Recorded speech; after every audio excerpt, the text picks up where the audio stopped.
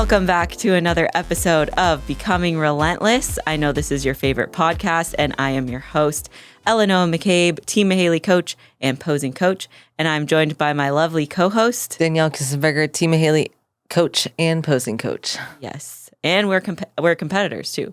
Yeah. If you didn't know that, we can be, we're actually in prep too. Do we though? Hey.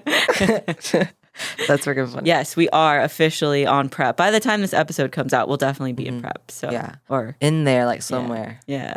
It's gonna be good. I feel like we already kind of look like we are, which is nice. Hey, it's like when you wake up and you're like, you look in the mirror and you know when you're in prep because like you're flat and whatever. But then like the end of the day, you're like questioning, am I in prep? Because like you ate all day. Yeah. But you ate like good food. It's just like a different, we're in that phase of like you wake up lean and you go to bed and you're like, I'm hungry, but I'm not like super lean yet. Yeah. What's your favorite? How many weeks out is your favorite look? It's around like 10 weeks out. Same. Well, I can see some glute lines, but it's not like so flat or like so defined where I like can't fit in my pants. Yeah. It's Or like, my butt is like super flat. yeah, it's like wait a sec, where did it go? Bro, I remember last year there was a photo shoot for like going on like at the gym and I saw the pics of myself and I was like, wow, my butt really that flat? And it was like, but it's just like prep, you know? Yeah. It's just nothing back there. It's funny. Dude, prep gets me like real bad, like with body dysmorphia. Yeah. And I've tried. I feel like my prep goggles are just extra large. And so I try really hard not to like. I have, woke this morning, I was like looking, I think I was in the mirror. I was looking at myself or whatever. And I was like assessing, but I was like assessing too hard. And I was like, wait a sec. How do I have such bad body dysmorphia when I'm 20 weeks out? And I was like, D, come on, just go do your cardio.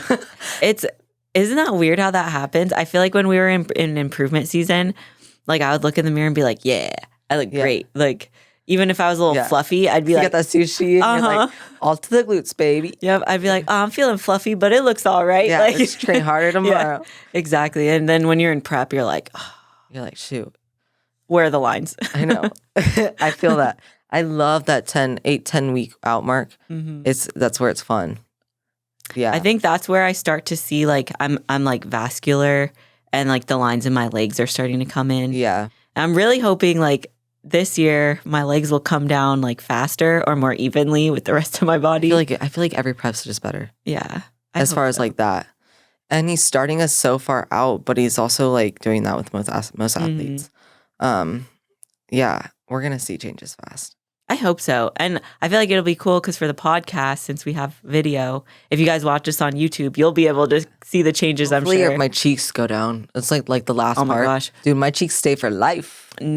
I wish that my cheeks stayed because I get like absolutely not. Dude, my face gets like so carved and I don't know why I just don't like that. It's like my face is in off season and my body is like stage lean. But I think like, what happened here? I think that's good though, you know? It gives like the healthy, like feminine look. It's just the 20-year-old look. It's true. But 7 weeks, I'll be 21. Hey, that's quick. I know. I have planned absolutely nothing, which is good. Dude, 21. Heck yeah. Are we going to go out? Even you though know we're it. on prep? I know. Like, I'm going out. Maybe that's why we're starting like so early. So yeah, exactly. Get a leeway there. Should I help him out in some way? Let's get those lines going. But if you haven't, we're talking about body dysmorphia, obviously. Yeah, today we wanted to talk to you guys about body dysmorphia and like overcoming it. And obviously we struggle with it, or we have and are. I'm like, some days, you're feeling yourself like everyone else does. They're like, oh, I'm looking good. Next day, you're like, oh, what happened? Yeah. Yeah. I think especially with competing, because we're so aesthetic based and like fitness too. Like if you're getting into fitness and you're doing it to look better, which is a totally valid reason, that's fine. Then it becomes very focused on the external. And then of course, like even if you are making results, it gets kind of hard to separate what you see in the mirror and like your emotions to like what's actually happening to your body.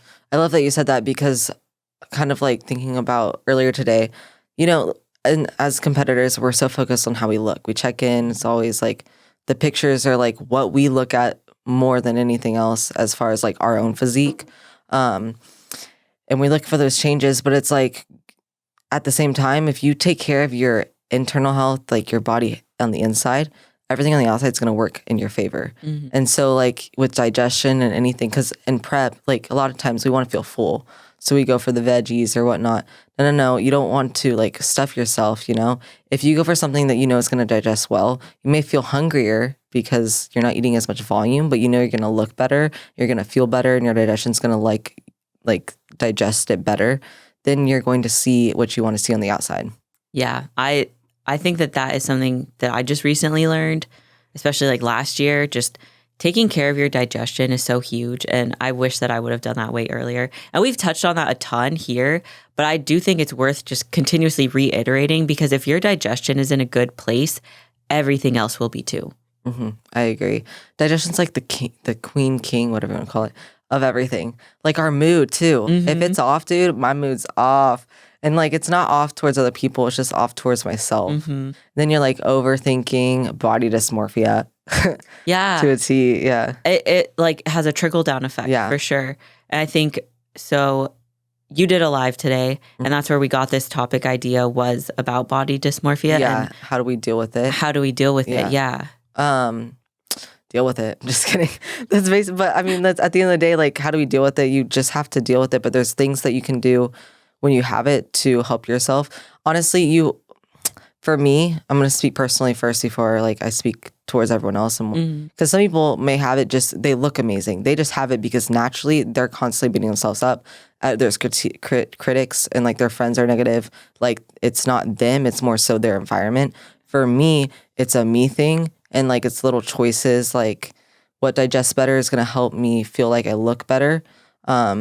Different things like that. Like that's how I can prepare myself to know like if I do these things, then like how much sleep I get in a night is going to affect how I look the next day. So I prepare myself to make sure that I don't look worse, and that's going to help me with my body dysmorphia. Yeah. That makes sense. I think that it's a good idea, like, to get in tune with yourself that way.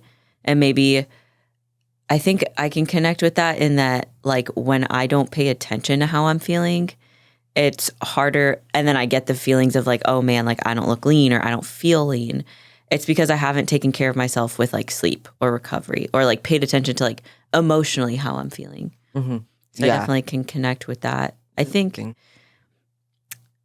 as I've like continued competing, because when I first started, I don't think that my prep goggles were that bad. So like my very first contest prep, it was more, I was just like, oh my gosh, this is crazy. Like my body's doing this crazy thing. I've never seen myself like this before. And it was really, really cool. It was like after the first show that I had it really bad because I had to gain that weight back. But I was like, well, I've seen myself stage lean, and so I can never unsee that. Yeah. Like I've seen what I look like super peeled, just like all my body fat gone. And so then when you add the body fat back on, it was just hard for me mentally. Like I wasn't prepared for I think that. it's for a lot of people too, especially because when you're going out of a prep phase, dude, most of the weight, it goes to your stomach. And it's mostly because like you're just more bloated, you're holding more inflammation, and that's where we hold more inflammation. But as time goes on, like the fat distributes throughout the body, like you get in your glutes where we want it. But in the beginning phases, like it's not going to just go there. I think it's really, this is not funny at all, but it's like something that happens to me, and I know everyone else, every female can relate. When you're coming out of a prep and like you eat a big meal out, and like maybe it's your show day meal, you look in the mirror and your belly is as big as your freaking butt because you don't have a butt, and you're just like, oh dude, like that sucks. It does. It really does. You're like, oh wow, I just ruined everything. But she did it. Like our bodies are machines, but they're machines if we treat it like we give it what it needs to in order to be optimal and like give us what we want. Yeah. But I would say a big thing too is for people who like are constantly on Instagram like comparing themselves, like dude, that's why you have body dysmorphia. That's like huge, you're causing yourself to have body dysmorphia because you're constantly comparing yourself to others. You can't do that. You're never gonna look like them. Their physiques are vastly different. I have one girl on my roster who's natural, and she's comparing her. She's in prep, far out from a show, very far out from a show. She's comparing herself to girls who like Jillian Renee, who have been on stage. Yeah. And it's like, dude, Who's a pro? Besides the fact she's a pro and she's been competing forever, she's been in fitness forever. Besides all of that, training, all of it, PEDs play a vast, like, you can't, fat burners, all of it. Like Yeah, not even like androgens. Yeah, but like anything. Yeah. Like, that's just another subject, but I just want to point that out because people forget about that. They compare their sums to us. Like, we've taken, we've been on PEDs before. Like, it plays a big part in prep as well. Like, natural prepping is vastly different than enhanced prepping. And so everyone's physique's going to look different, the refeeds, all of it. Yeah. So you just cannot compare to anyone. I think that is huge. Like, how to deal with body dysmorphia. Like, one, check how much you're on social media, like, for real, because that comparison game, everybody does it. Like, I do it. My athletes do it. They'll send me like Yeah, I'm sure that you get that too. I have this one athlete. She always sends me like screenshots of girls off of Instagram, and she's like, I love her body. Like, that's goals. And I'm like, but you're never going to have that body. That's not your body type. And also, like, your best version of yourself is going to look different than hers because she's been in fitness for 10 years. You just started. And like you said, a lot of external factors come into play, like training age and like PEDs. But also, like, on social media, you never know what you're seeing, if it's real or not. Yeah. Like, I think Your Anisha? Yarishna. Wow. Yeah. Yeah, but she got called out for her editing. I also want to point out that I do believe Julia Renee is like an amazing person, and like she's worked her ass off to have the physique that she has. So I didn't want to like say anything, that's like, she's killed it. She's she's a great role model. Person. Yeah. Yeah. But just understanding, like, you can't compare someone who's been doing this longer than you, even if you've been working out or bodybuilding in your terms for this long. Like, no, it's vastly different. Yeah, absolutely. And so I think on like one solid piece of advice that I also really wanted to say that just popped up was, if you do truly suffer with body dysmorphia, like, where it doesn't matter how much weight you gain or lose or what you do, but you're so fixated on one body part and it's becoming almost pathological, I think at that point, like, you need to seek professional help through like therapy or some means outside of like the fitness space. Because if you're so fixated, the most common one that I see is like stomachs. Like, people just think their stomachs are way bigger than they actually are with body dysmorphia. And it's like, they could be flat as a board. They could almost have a six pack and they could just say like, oh, I'm so fat. I'm so fat.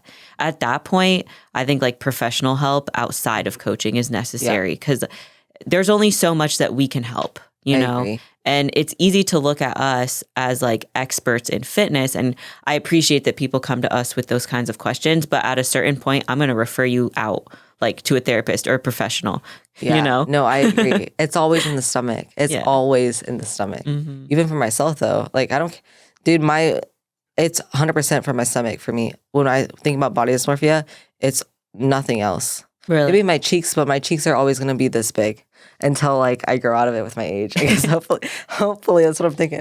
But like it's always just my stomach. And my legs, my chest, my upper body is going to look how it's going to look.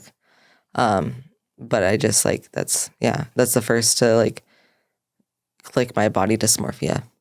I would say same, because like where I store my body fat is like that lower pooch, like kind of like by my uterus, like when I'm reversing and then when I'm in improve, like, and I've had people challenge me on that, which is kind of funny, because I post my updates like all the time, my physique updates. And I remember being at my heaviest, I was like 138. Like, I was getting close to 140. Bro, and I just felt like my stomach was so big. And I had a woman message me and she's like, how do you keep your stomach so flat gaining weight? And I was like, what are you talking about? I was like, it's not flat at all. Like, and then I was like, am I hyper fixated on it? Like, do I not realize that it actually looks okay? Because for the longest time, like, I just thought, I was like, my stomach's huge. Like, I gotta wear these big t-shirts. No, I feel that. It was earlier today, I was going through it. I was like in the bathroom, and recently I've been doing this more, and I think it's because I started prep. So now I'm like looking at if I'm lean all Trying the to time. see the improvements. Yeah. And I was like thinking about, I felt like I was like bloated. I went to the gym. And I looked in the mirror and I was training and I was like, oh, I look good. And then I went home later in the day and I was like, oh, I feel like I need to be leaner. I was like, dude, 3 hours ago, you felt like you were felt like good. amazing. Yeah. No, like you're fine. Like get out of your head. It's been 3 hours. You've been on plan. Like get out of your head kind of thing. But what I used to do before because I would say, I don't know if that's like a hard mindset. Like I'm able to tell myself like snap out of it and I'll snap out of it because I've been working on this for so long. When I was first getting into fitness and like new to like dealing with body dysmorphia, and I'm talking like my first 3 years of fitness. I instead of doing that, I would write things down on like sticky notes that I like about myself, or like things that affirmations, and I would like stick them around the wall and around my room, and like those help a ton.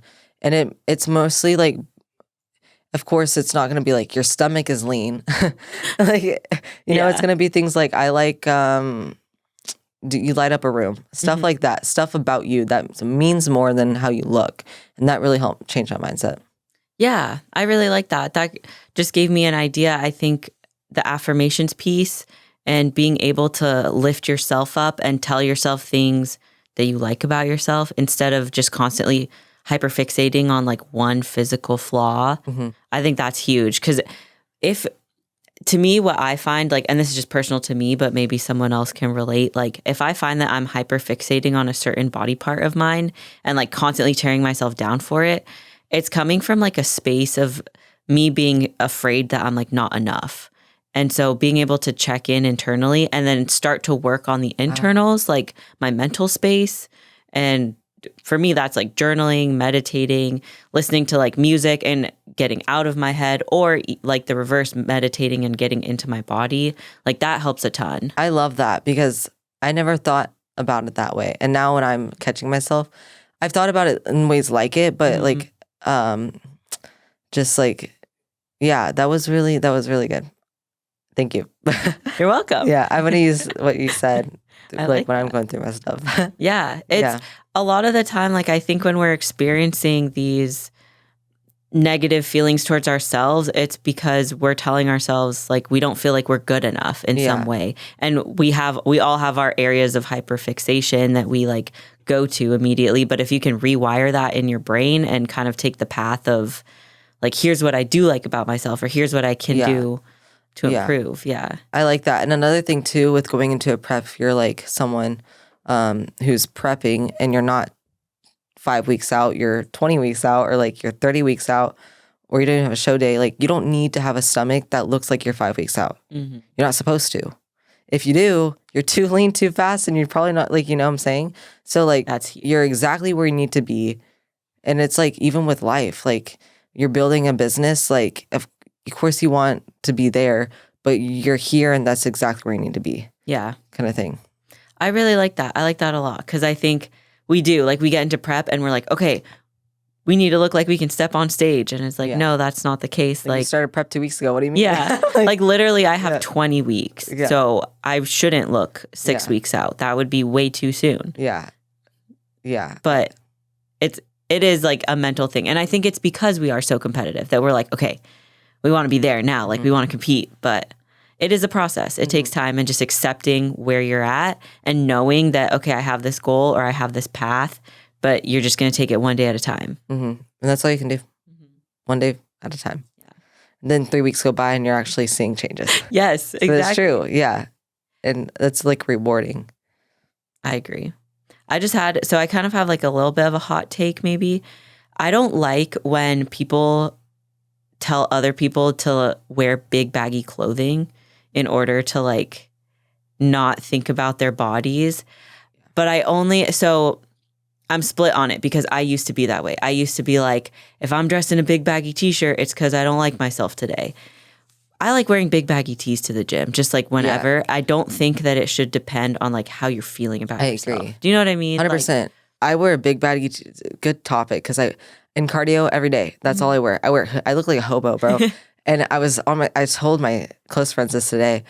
I go to do my cardio at my apartment gym, and I'm in like a big t-shirt, big hoodie. Like I couldn't look less unattractive. I couldn't look more unattractive, something like that. You know what? I just look bad. And I go in there and like I look around and like these people are in their like work outfits. Like they look good. Like they Yeah. got their Buff Bunny, their Lulu, and I got my t-shirt from my dad that's 5 years old or 15 years old. And it's like, so I was walking in the hallway and this guy stopped me and he was like, I think I've seen you in the cardio room before, like gym. And I was like, yeah, that's me. And he was like, yeah, you always wear the like the hoodies and the big t-shirts. And I was like, that's definitely me. That's me. And he was like, yeah, that's how I noticed you. I was like, epic. And I think that's funny because like I choose to wear that stuff. Like I could gladly, I look my leanest in the morning. I could gladly walk in there and be like, I look fire today. But like, nah, like I'm here to do work. I don't care. Like I'm just, And that's the thing. I think it's like wear what you are most comfortable in, but don't feel like you have to cover up. Like if you're feeling a certain way, sometimes I challenge myself. Like if I'm like, oh man, I feel a little bloated, I'll put on my Nike shorts and like a sports bra. And it's like, just because I feel bloated, like doesn't mean that I can't be proud of like the body that I've built. You know what I mean? Like, and so I almost try to like force myself through the uncomfortableness, because then I get to the gym and I'm a couple sets in and I'm like, oh, I actually look pretty good. Yeah. Like it's, it was like that always happens, bro. Yeah. Like it always happens. The shift always happens. You're like, but dude, I'm proud of you for that. That's super freaking cool. I like that you challenge yourself. I'm going to do the same thing. Dude, it's hard. When you roll up to factory and you're like, man, I'm on my period, I'm bloated, and I'm wearing shorts and a sports bra. Yeah. Like, let's so go. I have a record. I have a bad record. Justin and Seth could attest to this because they know every time this happens. And this is TMI, sorry. Every time I'm on my cycle, I always wear light colored shorts. Every time. And it's happened the past 2 times actually. Oh, no. And I've always bled through, and it's happened at factory. And I just don't think about it. But it's like, I don't know. It's just, it happens. Like the fact that I choose it's white and gray. The fact that I choose those when I'm on my cycle just happens without me thinking. And I'm always like in this configuration of like, crap. Dang it. Yeah. Anyways, sorry about that. That's hilarious. Yeah. I feel like I'm the opposite, because if I am on my period, I'm just like, all right, black everything. That's what everyone does. But Yeah. I don't know. Yeah, I don't know what happens up here. Something happens up there. That's freaking funny. Maybe that just makes you feel light. So Yeah. I just want to feel light, so I'm going to pick light colors. Exactly. Yeah. Yeah. That's funny. But I like the challenge. I'm going to use that.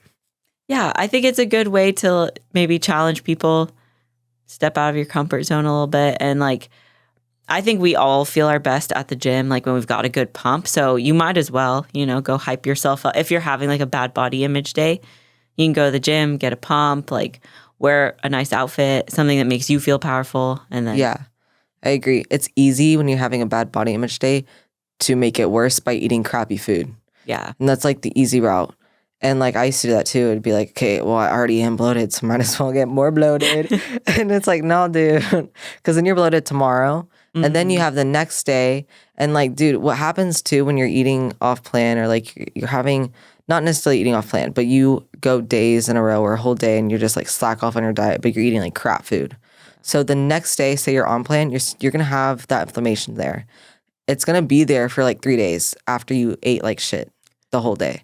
So, like, you're going to be on a week process before you feel your best here. Right. Yeah.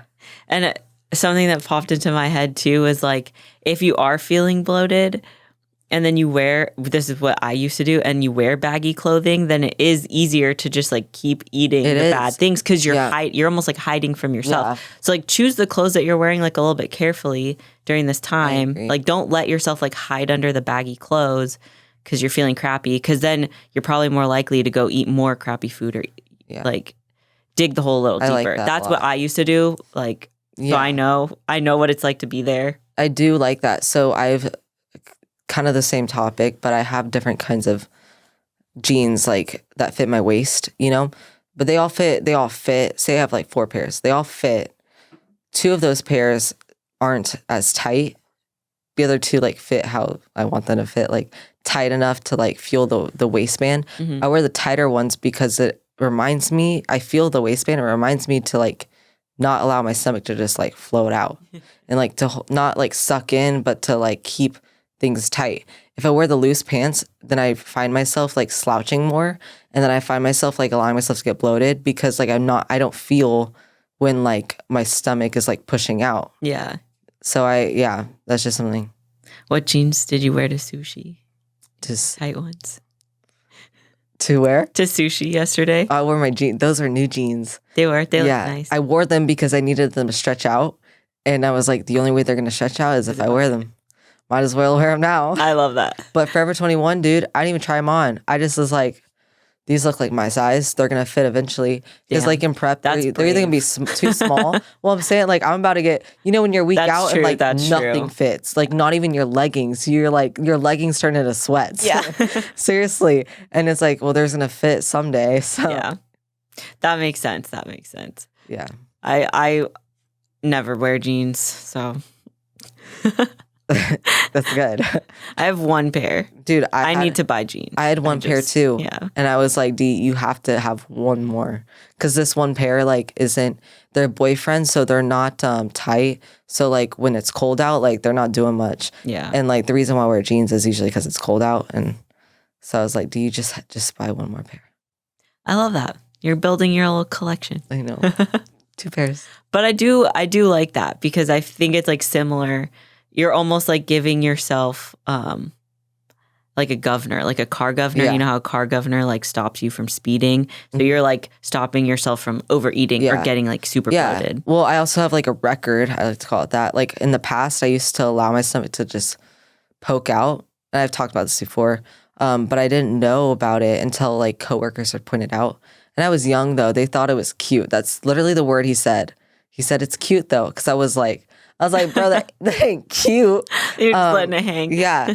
And I didn't realize that I had such bad core control.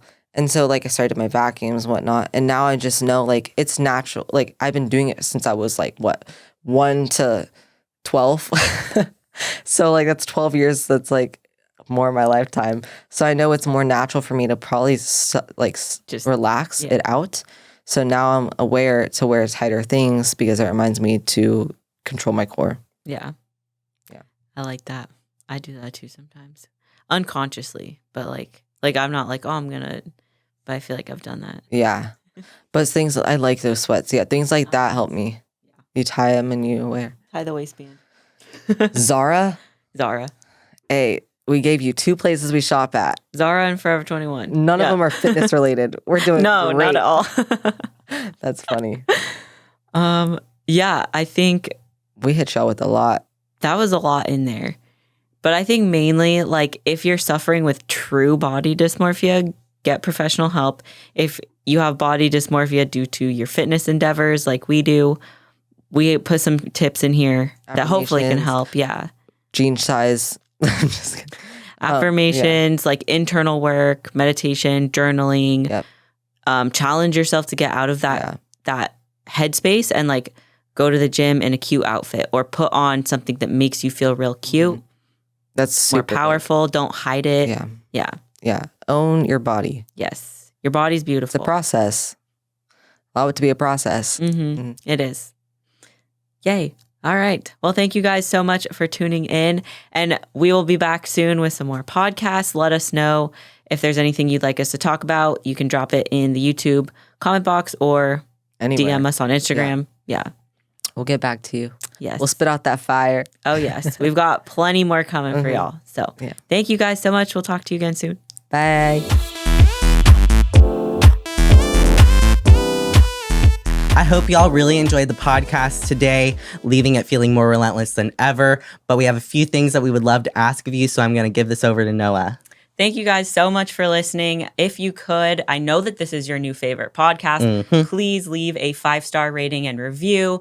Leave any comments and questions below. And make sure that you're sharing across social media so that all of your friends get to listen to the greatest podcast on earth. And if you have any questions about any topics that we talk about or anything at all, fitness, competing related, anything, we'll hit you back up, Instagram or in the podcast under. If the comment box is there, then we will definitely answer your questions and help you out as best as we can. Absolutely. So leave those 5-star reviews. Let us know, and we'll talk to y'all again soon. Have a relentless day. Bye.